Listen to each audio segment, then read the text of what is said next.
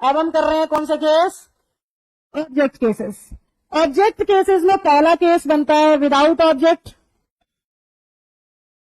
दूसरा केस बनता है टू ऑब्जेक्ट, तीसरा केस बनता है object complement case, prepositional object case. Fifth case बनता है भाई प्रपोजिशनल ऑब्जेक्ट हो गया, ऑब्जेक्ट कॉम्प्लीमेंट भी हो गया, विदाउट भी हो गया, टू भी हो गया।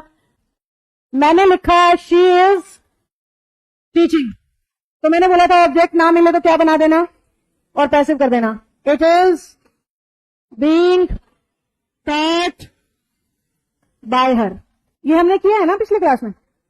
अब टू ऑब्जेक्ट पे आते हैं। टू ऑब्जेक्ट हमने लिख दिया भाई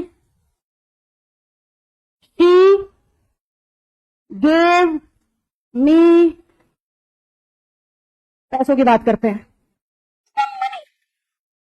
अगर आप नोटिस कर रहे हो तो इसमें दो ऑब्जेक्ट है, शी सब्जेक्ट है, उसने दिया मुझे मैं पहला ऑब्जेक्ट हो गई, और पैसा। जब भी दो ऑब्जेक्ट होंगे ना बेटा, एक लिविंग चीज होगी और दूसरी non living.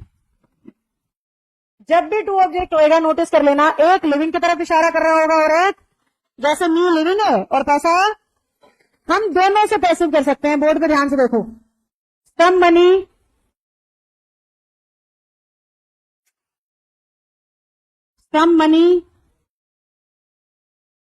was given to me by her, या फिर I was given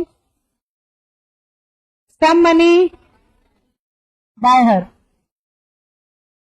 बच्चों मेरी बात सुनो ध्यान से, मैं ये कह रही हूं अगर टू ऑब्जेक्ट केस वॉइस का आएगा तो आप मी से भी पैसिव कर सकते हो और मनी से भी।